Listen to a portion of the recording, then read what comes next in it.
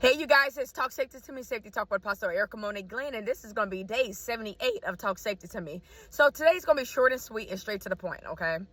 We're going to talk about the safety of having everything documented, okay? So many of you don't understand that a text message, an email, a audio recording, a voice message, a receipt, all those are forms of legal documentation.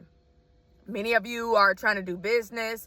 Many of you are trying to work things out with your employers, your managers, different things of that nature. Get everything documented.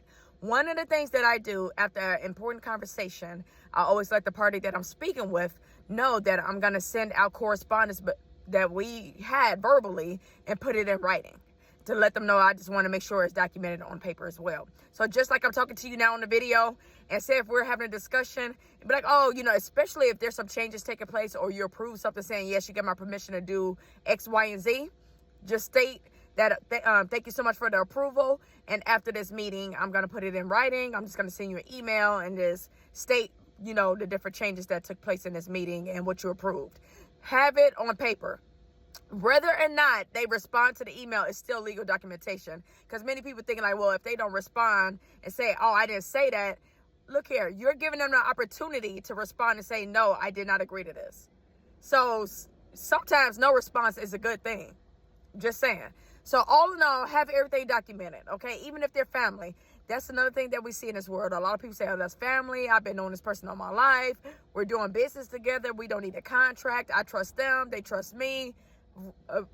All these different excuses. But then these same people end up at a small claims court. These people end up at court talking about, oh, this person ripped me off and took the business, hired somebody without my permission, whatever the case may be.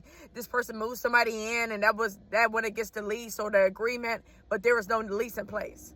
Y'all verbally had a conversation as to what could be done or what cannot be done, but yet you didn't put it in writing. So it's your word against theirs. Document everything, because true adults, mature adults that's trying to take care of business the right way will be okay with documenting things legally. Even if you write it on a piece of paper, that's still illegal documentation, and you can get them to sign it, and then they can just take a picture of it on their phone so they can have a copy of it. There's no excuse. All right? Because I don't have a computer. You don't need one. Even if you're writing an agreement on the back of an old receipt or on an envelope from a bill that's probably past due, or you paid off already, and you were like, you know what, I'm just going to use this envelope. This is a sheet of paper this is the closest sheet of paper I got. Date it, sign it, and all that. That's still illegal documentation. That's still legal document. There's no excuse. Many of you made these New Year's resolutions. Oh, I'm going to be a much more mature adult this year. I'm going to really be on, my business, take care of my business the right way. I'm giving you the right way to take care of business, the legal way. What's your excuse? You shouldn't have any. Amen? So here's the documentation. Here's to this beautiful Tuesday. Here's to truly growing up. Amen? Amen. Again, this is Talk Safety to Me. Safety Talk with Apostle Erica Monet Glenn, day 78. I look forward to talking to y'all tomorrow. Get it all the way together and document that stuff. No matter the documentation, no matter the piece of paper you use, whether it's audio, have everything documented. Okay? Okay.